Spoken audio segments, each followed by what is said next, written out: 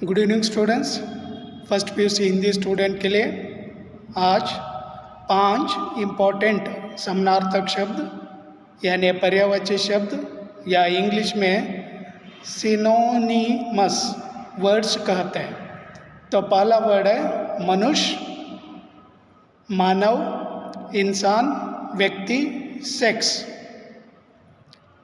Then माता, अम्मा, माँ, शीतला, बालिदा।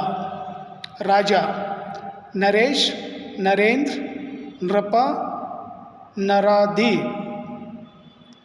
सूरज, दिनमणि, दिनमान, दिवाकर, दिनेश।